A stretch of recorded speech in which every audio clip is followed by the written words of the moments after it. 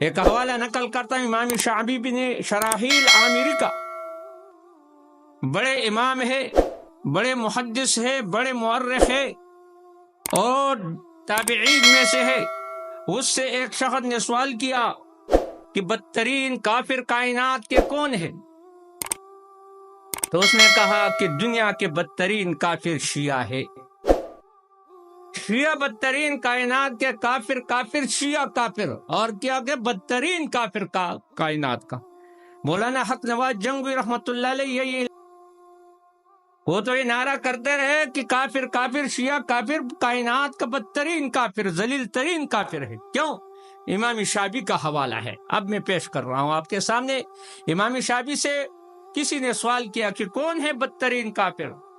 تو امام شعبی نے فرمایا دیکھو یہودی سے پوچھو کہ کون لوگ اچھے ہیں، تو وہ کہیں گے اصحاب موسیٰ، یعنی موسیٰ علیہ السلام کے صحابی جو ہے نا وہ بہتر ہے اگر یہودی یہی کہے گا،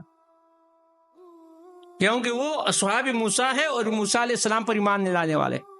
کسی نصرانی سے، عیسائی سے پوچھو کون لوگ اچھے ہیں، وہ کہیں گے حواریین اچھے ہیں، اصحاب عیسیٰ، عیسیٰ علیہ السلام کے حواریین، عیسیٰ علیہ السلام کے ماننے والے وہ اچھے ہیں۔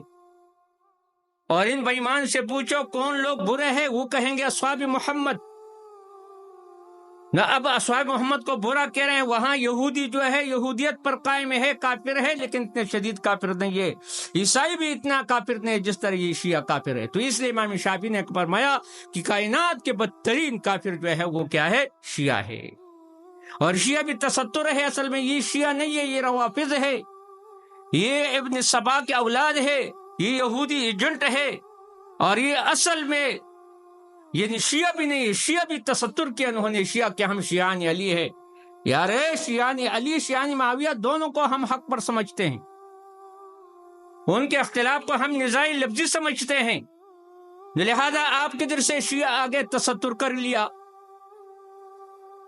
تستر میں نے پردہ ڈال دیا کہ ہم شیعان علی ہے۔ کیا ہم علی کو نہیں مانتے، حسنین کریمین کو نہیں مانتے، بلکہ زیادہ تر ہم مانتے ہیں ان کو۔ لہذا یہ تستر ہے، اصل میں یہ شیعہ نہیں ہے، یہ ابن سبا کے اولاد ہے، اور یہ منافقین ہے، اور یہ عبداللہ ابن ابی کے وہ رئیس المنافقین کے کیا ہے؟ ذریت میں سے، اولاد میں سے۔ عبداللہ ابن عمر رضی اللہ تعالیٰ عنہ سورۃ حشر کے تفسیر میں علماء نے لکھا ہے کہ اس کے پاس ایک شخص آیا اور وہ صحابہ کا گستاخ تھا۔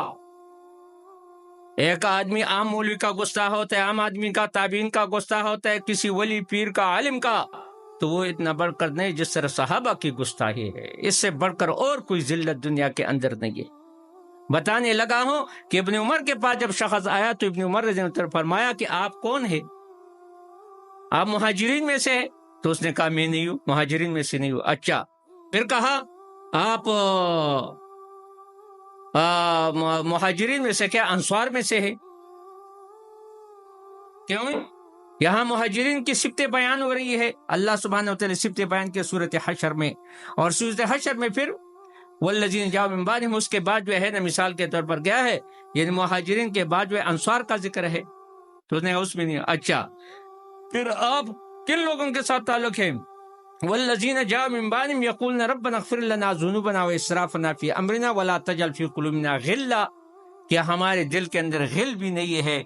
یعنی مثال کے طور پر کیا ہے، یعنی غل بھی نہیں ہے صحابہ کرام ان کے ساتھ، ان کے اس کے ساتھ بھی نہیں ہو۔ تو ابن عمر نے فرمایا کہ چوتھا فرقہ تو کافر ہے، خوشیت اصل میں کہ نہ آپ کا تعلق مہاجرین کے ساتھ ہے نہ انصار کے ساتھ ہے، جن کے اللہ نے چی صفات ذکر کے سورۃ حشر میں، والذین جاؤ من بعدہم کے عام مسلمانوں کا زمرہ ہے، جماعت ہے، اس میں بھی نہیں ہے، تو پھر آپ کافر ہے۔ اور امام مالک رحمۃ اللہ علیہ نے بھی ایک قیاس سے استدلال کے شیعہ کے کفر پر، شیعہ کے کفر کے اندر کوئی شک نہیں، یہودی بھی کافر ہے لیکن وہ اتنے بدتر کافر نہیں ہے جس طرح یہ ہے۔ یہاں ابو سفیان رضی اللہ تعالیٰ عنہ کو مثال کے طور پر اس کے ڈنڈے کے بارے میں یہ کیا کہتا ہے، اور پھر یہ اصل میں یہ جو شعر جو کہتا ہے یہ شام کے اس وقت جو ہے رئیس جو ہے مسلمانوں کا اس کے خلاف ہے، اور اس کے زمرے میں جو ہے ابو سفیان معاویہ کو لائے۔